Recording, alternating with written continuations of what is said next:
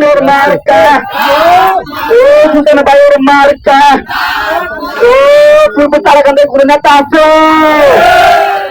ফুলপুরে গণ অধিকার পরিষদের চতুর্থ প্রতিষ্ঠা বার্ষিকী উদযাপনে বর্ণাঢ্য আনন্দ র্যালি অনুষ্ঠিত। বিস্তারিত থাকছে ময়মনসিংহের ফুলপুর থেকে ফয়জুর রহমানের প্রতিবেদনে।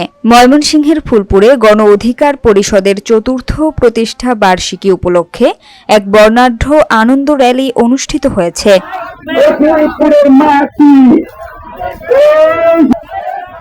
রবিবার বিকাল ৪টার দিকে উপজেলার কোর্ট ভবন এলাকা থেকে র্যালিটি শুরু হয়ে ফুলপুর পৌর শহরের প্রধান সড়ক প্রদক্ষিণ শেষে গোলচত্বর মোড়ে সংক্ষিপ্ত আলোচনা সভার মাধ্যমে শেষ হয়।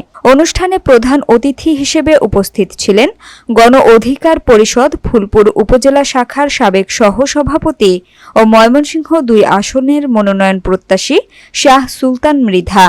বিশেষ অতিথি হিসেবে উপস্থিত ছিলেন ফুলপুর উপজেলা গণ অধিকার পরিষদের সাবেক সিনিয়র সহসভাপতি জহিরুল ইসলাম মাসুদ, সাবেক সাংগঠনিক সম্পাদক শাহাদাত হোসেন, ফুলপুর উপজেলা যুব অধিকার পরিষদের সহসভাপতি আজহারুল ইসলাম এবং ছাত্র অধিকার পরিষদ ৭ নম্বর রহিমগঞ্জ ইউনিয়ন শাখার সভাপতি তানজিবুল হক জাকারিয়া। এছাড়াও গণ অধিকার পরিষদ, যুব অধিকার পরিষদ ও ছাত্র অধিকার পরিষদের বিভিন্ন পর্যায়ের নেতৃবৃন্দ উপস্থিত ছিলেন।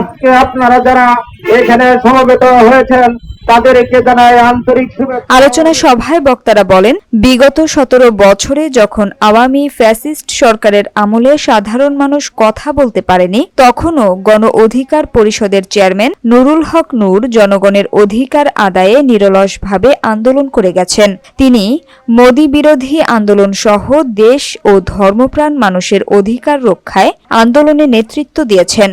এই কারণে তিনি বহুবার সরকার সমর্থিত বাহিনীর হামলার শিকার হয়েছেন।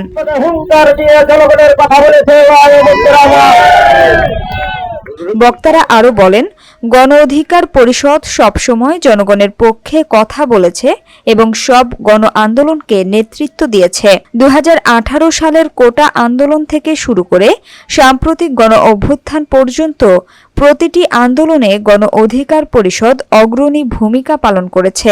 অনুষ্ঠানে উপস্থিত নেতৃবৃন্দ ফুলপুর ও তারাকান্দার জনগণের উদ্দেশ্যে আহ্বান জানান নুরুল হক নূরের নেতৃত্বকে শক্তিশালী করতে আসন্ন নির্বাচনে গণ অধিকার পরিষদের প্রার্থীকে সমর্থন জানানোর জন্য।